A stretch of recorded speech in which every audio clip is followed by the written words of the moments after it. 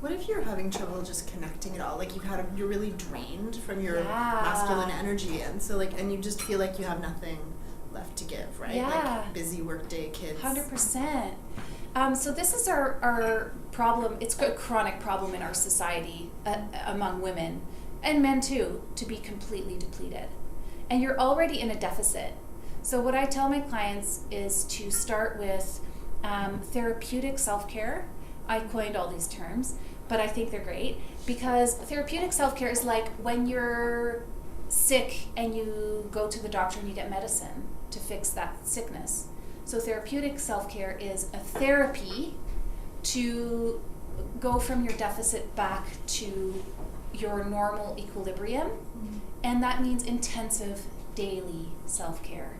At least 3 things a day. And it can be as small as dancing with your earphones on in the bathroom when no one's watching. That can count as one self-care. It doesn't have to be going to the spa and getting a massage and getting your nails done, right? Like that's so overwhelming. So 3 self-care things, including, maybe grabbing a latte on your walk to work instead of making your coffee at home because you have to and it's cheaper and budget and chill, buy the latte, enjoy it, right? So little self-care things, slowly turning inward and treating yourself the way you really should be treated, and to start filling that reservoir back up so that, and then, so if you're in a depleted state and you come home and you just can't, I just can't, you immediately go into a private place and do self-care before even connecting with your partner. And you may even say, look, I've learned this new thing. I just want to see if this is going to work. I'm feeling really depleted and I don't want to bring that into our relationship. Can you just watch the kids for 15 minutes? I'm just going to go and have a really long shower or change into something girly or whatever it is that feels really good in that moment. And start showing people how you deserve to be filled up with self-care.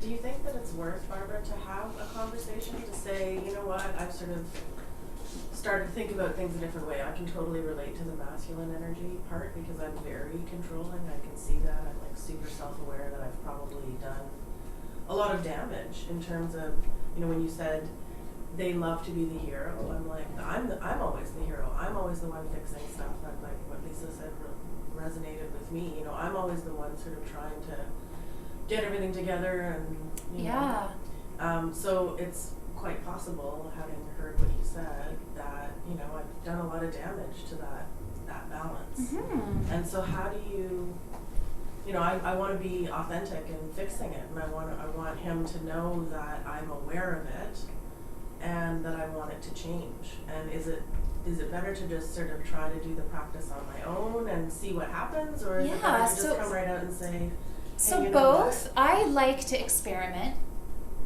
I actually will give you a challenge for the coming week. Do 3 self-care things a day for the week and see how you show up differently in your relationship. And if that creates more juicy polarity, for those of you, I know some of you aren't in relationships and some of you are, so or even with interactions at Starbucks with the barista that you're flirting with. It shows up in every aspect of our lives. So try it for a week. I like to do these kind of little science experiments, and it was a very, very long time before I shared it with my partner, only because he was noticing, and he's like, wow, what are you doing? And and I was doing more self-care, and I was saying no to a lot more things, and that bothered him. But it also opened the question sort of naturally then. And it's not that you're keeping it away from them. It's that when you start having an intellectual discussion about it, it's gone. You might get frustrated. It takes away from the actual practice of what's happening inside of you. So use your own discretion, whatever you want, and he may not really get it. He may or may not. And then we get these attachments oh, he didn't get it, and I'm doing all this amazing work, and oh, he's not seeing it. So So yeah, for a week at least, do the experiment and see how you feel.